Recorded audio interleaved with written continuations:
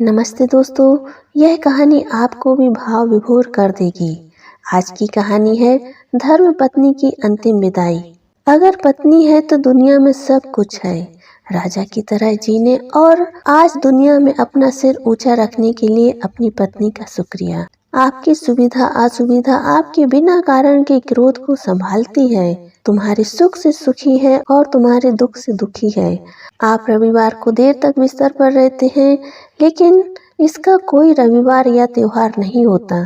चाय लाओ, पानी लाओ, खाना लाओ, ये ऐसा है वो वैसा है, कब अक्ल आएगी तुम्हें, ऐसे ताने मारते हो। उसके पास बुद्धि है और केवल उसी के कारण तो आप हैं, वरना दुनिया में आपको कोई भी नहीं पूछेगा। और अब जरा इस स्थिति की सिर्फ कल्पना करें। एक दिन पत्नी अचानक रात को गुजर जाती है। घर में रोने की आवाज आ रही है। पत्नी का अंतिम दर्शन चल रहा है। उस वक्त पत्नी की आत्मा जाते जाते क्या कह रही है, देखिए। मैं अभी जा रही हूँ, अब फिर कभी नहीं मिलेंगे। जिस दिन शादी के 7 फेरे लिए थे, उस वक्त साथ साथ जिएंगे ऐसा वचन दिया था, पर इस तरह अचानक अकेले जाना पड़ेगा ये मुझको पता नहीं था। मुझे जाने दो, अपने आंगन में अपना शरीर छोड़कर जा रही हूँ। बहुत दर्द हो रहा है मुझे, लेकिन मैं मजबूर हूँ। अब मैं जा रही हूँ। मेरा मन नहीं मान रहा, पर मैं अब कुछ नहीं कर सकती। मुझे जाने दो। बेटा और बहू रो रहे हैं, देखो। मैं ऐसा नहीं देख सकती और उनको दिलासा भी नहीं दे सकती हूँ। पोता दादी दादी कर रहा है, उसे शांत करो। बिल्कुल ध्यान नहीं दे रहे हैं। हाँ, और आप भी मन मजबूत रखना, बिल्कुल भी मत रोना। अभी बेटी ससुराल से आएगी और मेरा मृत शरीर देखकर बहुत रोएगी, तब उसे संभालना है और शांत करना है। जिसका जन्म हुआ है उसकी मृत्यु निश्चित है। जो भी इस दुनिया में आया है वो यहाँ से ऊपर गया है। धीरे धीरे मुझे भूल जाना, मुझे बहुत याद नहीं करना और इस जीवन में फिर से काम में डूब जाना। अब मेरे बिना जीवन जीने की आदत जल्दी से डाल लेना। आपने इस जीवन में मेरा कहा कभी नहीं माना। अब जिद छोड़कर व्यवहार में विनम्र रहना। आपको अकेला छोड़कर जाते मुझे बहुत चिंता हो रही है, लेकिन मैं मजबूर हूँ। आपको बीपी और डायबिटीज है, गलती से भी मिठाई नहीं खाना, अन्यथा परेशान होंगे।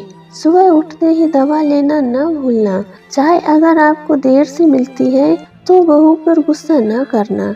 अब मैं नहीं हूँ, यह समझकर जीना सीख लेना। बेटा और बहू कुछ बोले तो चुपचाप सब सुन लेना। कभी गुस्सा नहीं करना, हमेशा मुस्कुराते रहना, कभी उदास नहीं होना। अपने बेटे के साथ खेलना, अपने दोस्तों के साथ समय बिताना। अब थोड़ा धार्मिक जीवन जीना, ताकि जीवन को संयमित किया जा सके। अगर मेरी याद आए तो चुपचाप रो लेना, लेकिन कभी कमज़ोर नहीं होना।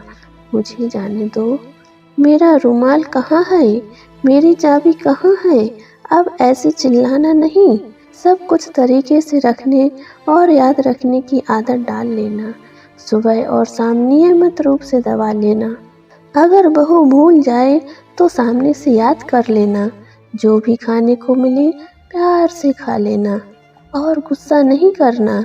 मेरी अनुपस्थिति खलेगी, पर कमज़ोर नहीं होना। बुढ़ापे की छड़ी भूलना नहीं और धीरे धीरे से चलना।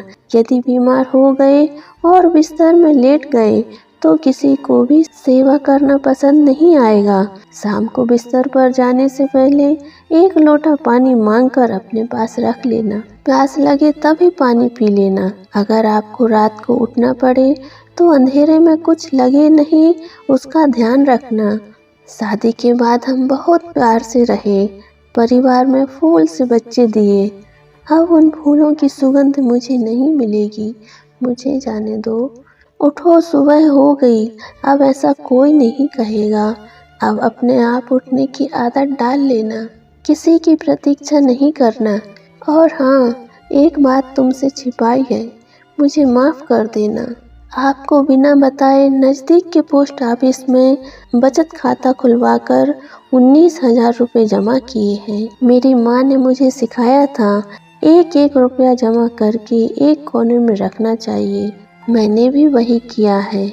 इसमें से 5-5 लाख दोनों बहू और बेटी को दे देना और बाकी के अपने खाते में जमा करवा लेना। भगवान की भक्ति और पूजा करना भूलना नहीं। अब फिर कभी नहीं मिलेंगे। मुझसे कोई भी गलती हुई हो तो मुझे माफ़ कर देना।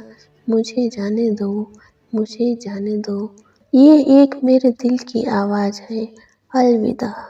अंत में बस यही कामना करूँगी कि ईश्वर किसी के जोड़े को ना बिछोड़े। पति पत्नी मिलकर रहें, एक दूसरे का सम्मान करें। यह छोटी सी कहानी आपको कैसी लगी कमेंट करके ज़रूर बताइए दोस्तों। वीडियो को लाइक और शेयर कीजिए और हमारे नए दोस्त चैनल को सब्सक्राइब करना मत भूलिए। फिर मिलेंगे। जय हिंद, जय भारत। खुश रहिए, खुश रखिए।